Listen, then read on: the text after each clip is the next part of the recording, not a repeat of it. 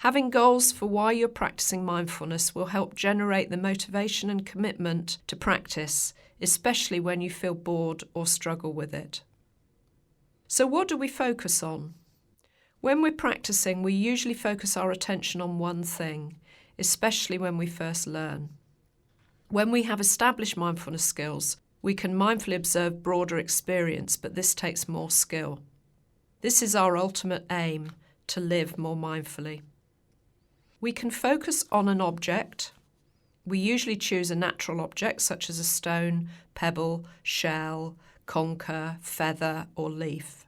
When we do these practices, it can be helpful to get into our sensations and less in our thoughts. So many people find these easier to start with and soothing.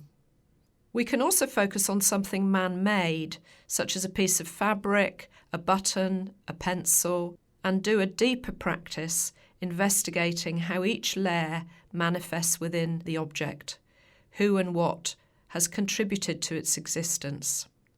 This can be a useful foundation for when we apply mindfulness skills in daily life, looking deeply into our responses or the responses of another, instead of making knee-jerk judgments and blaming ourselves or other people.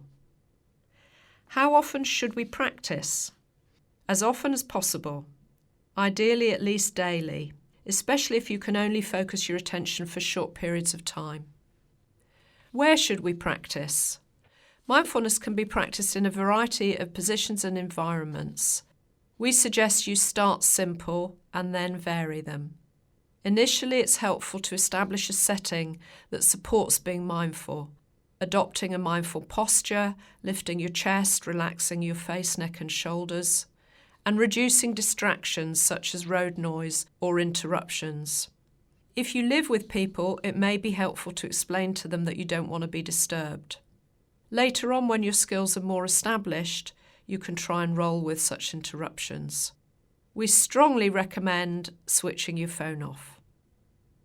How long should we practice? As long as you can. It's probably helpful to start with short practices of 3 or 4 minutes.